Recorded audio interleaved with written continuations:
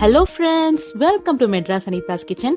இன்னைக்கு நான் உங்களுக்கு ரொம்ப சாஃப்டான சும்மா மல்லிகை பூ மாதிரி இட்லி எப்படி செய்யறதுன்னு சொல்லி தரேன். திருநெல்வேலி சைட்ல பாத்துக்கிட்டீங்கன்னா இட்லி ரொம்ப சூப்பரா இருக்குங்க. அதுக்கு ஒன் ஆஃப் த ரீசன் வந்து அந்த தாமிரபரணி ஆறும் தான், அதோட அவங்க போடுற அந்த ரேஷியோவும் தான்.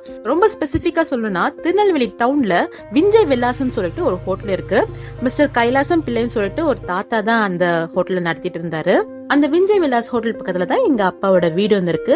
சோ பக்காவா எங்க பாட்டியும் சூப்பரா இட்லி செய்வாங்க. அது எப்படி செய்வாங்க, என்ன பண்ணுவாங்க, என்ன ரேஷியோல போடுவாங்கன்னு சொல்லிட்டு உங்களுக்கு நான் சொல்லி தர போறேன். வாங்க எப்படி செய்யறதுன்னு பார்க்கலாம்.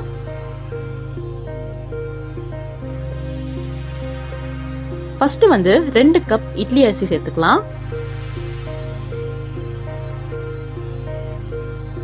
அப்புறம் 2 கப் புழுங்கல் அரிசி சேர்த்துக்கோங்க. வீட்டுல நம்ம சாப்பாட்டுக்கு யூஸ் பண்ணுவோம்லங்க, அந்த அரிசி தான் புழுங்கல் அரிசி, பாயில்ட் ரைஸ். அந்த ரைஸை நம்ம சேர்த்துக்கலாம். இப்ப நம்ம இந்த அரிசியை நல்லா கழுவிக்கலாம். நல்லா சுத்தமான தண்ணியை ஊத்திட்டு ஒரு 2 to 3 வாட்டி நல்லா வாஷ் பண்ணி நல்லா ஃபில்டர் பண்ணி எடுத்து வச்சுக்கலாம். இப்ப நம்ம இதுல ஒரு 4 to 5 கிளாஸ் நல்லா தண்ணி ஊத்திட்டு ஒரு 3 மணி நேரத்துக்கு நல்லா ஊற வச்சுக்கலாம். அப்புறம் எந்த கிளாஸ்ல நம்ம அரிசி மெஷர் பண்ணமோ அந்த கிளாஸ்ல தலை தட்டி 1 கிளாஸ் அளவுக்கு உளுந்த பருப்பு எடுத்துக்கோங்க. அப்புறம் ஒரு 1/4 ஸ்பூன் வெந்தயம். உளுந்தையும் ஒரு 2 முறை நல்லா வாஷ் பண்ணிக்கலாம். இப்ப நம்ம இதுல வந்து ஒரு 4 to 5 கிளாஸ் தண்ணி ஊத்திட்டு நல்லா ஊற வச்சுக்கலாம். எப்போதுமே உளுந்து ஊற வைக்கும் போது ஒரு பெரிய வெசல்ல ஊற வைங்க, ஏன்னா அது ஊறும் போது பெருசாகும். ஸோ தண்ணி கீழே கொட்டாம இருக்கும். ஸோ நல்ல பெரிய வெசல்ல உளுந்து ஊற வைக்கணும். ஃபர்ஸ்ட் ரகசியமே இந்த மாதிரி 2த்தையும் நல்லா கழுவி தனித்தனியா 3 மணி நேரம் ஊற வச்சுக்கலாம். இப்ப நான் வெட் கிரைண்டர்ல ஊற வச்சிருந்த உளுந்தை ஆட் பண்ணிருக்கேன்.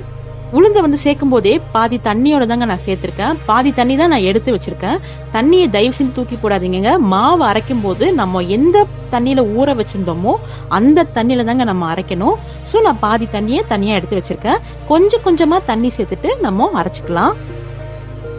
அப்பப்ப இந்த மாதிரி உளுந்துல தள்ளி விடுங்க, ஓரமா ஒட்டிட்டு இருக்கோம். அந்த உளுந்தெல்லாம் தள்ளி விட்டு அரைச்சிக்கோங்க.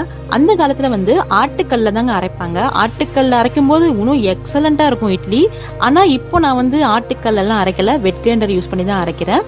சோ நீங்க கை வச்சு இந்த மாதிரி நகர்த்தும் போது நல்லா பார்த்து கேர்ஃபுல்லா நகர்த்திக்கோங்க.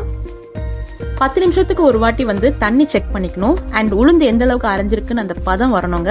அதனால நம்ம 10 மினிட்ஸ்க்கு ஒன்ஸ் ஓபன் பண்ணி செக் பண்ணிக்கணும். முக்காவாசி அரைஞ்சிருச்சு, இன்னும் கொஞ்சம் அரையணும். ஸோ மறுபடியும் நம்ம க்ளோஸ் பண்ணி அரைய விடலாம்.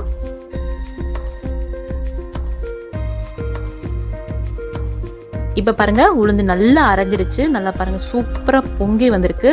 நல்லா உளுந்தா இருந்ததுன்னா இந்த மாதிரி நல்லா பக்காவா பொங்கி வருங்க. நம்ம ஆட் பண்ற உளுந்தும் நல்ல குவாலிட்டியா இருக்கணும். அவ்வளவுதாங்க, உளுந்து நல்லா அரைஞ்சிடுச்சு, மையா அரைஞ்சிடுச்சு. இப்ப நம்ம இதை ஒரு பெரிய பாத்திரத்துல டிரான்ஸ்ஃபர் பண்ணிக்கலாம்.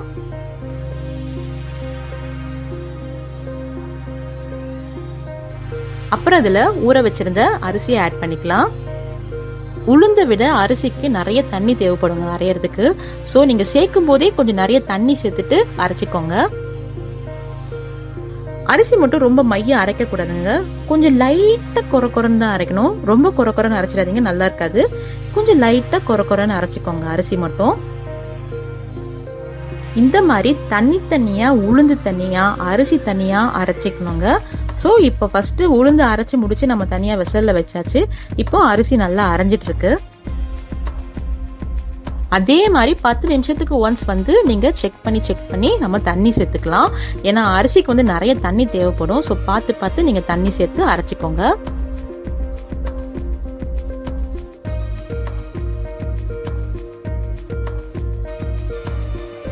இப்ப அரிசி நல்லா அரைஞ்சிருச்சு பாருங்க. ரொம்ப கொரயும் இல்ல, ரொம்ப மையாவும் அரையல. இந்த கன்சிஸ்டன்சில நீங்க அரைச்சா போதும்.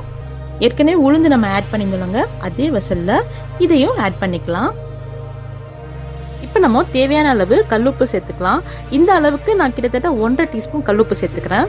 2வது ரகசியம் என்னன்னா, இந்த மாதிரி கை யூஸ் பண்ணிட்டு கீழேந்து மேல நல்லா நீங்க மிக்ஸ் பண்ணுங்க மாவை.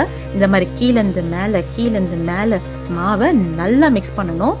ஒருவேளை உங்களுக்கு கை யூஸ் பண்ண பிடிக்கலன்னா இந்த டீ ஆத்துற மாதிரி நல்லா ஆத்திக்கோங்க மாவை. ஏன்னா அடியில வந்து உளுந்து மாவும் அரிசி மாவும் செக்மெண்ட் ஆயிருக்கும். ஸோ ரெண்டுமே மிக்ஸ் ஆகணும். அதனாலதான் நான் வந்து இந்த மாதிரி நல்லா மிக்ஸ் பண்ணிக்கிறேன்.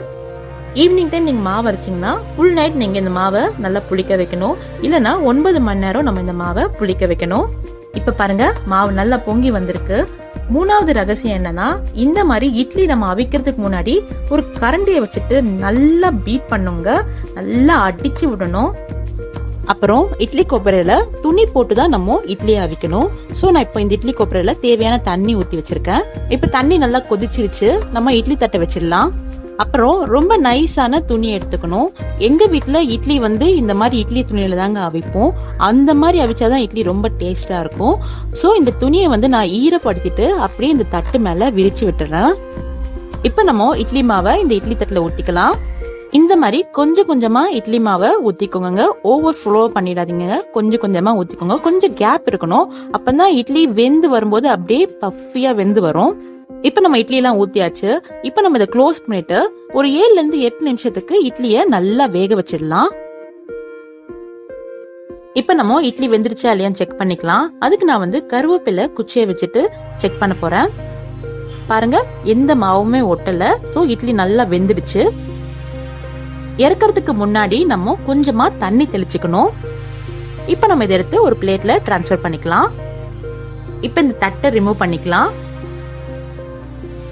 மறுபடியும் கொஞ்சம் தண்ணி தெளிச்சுக்கலாம்.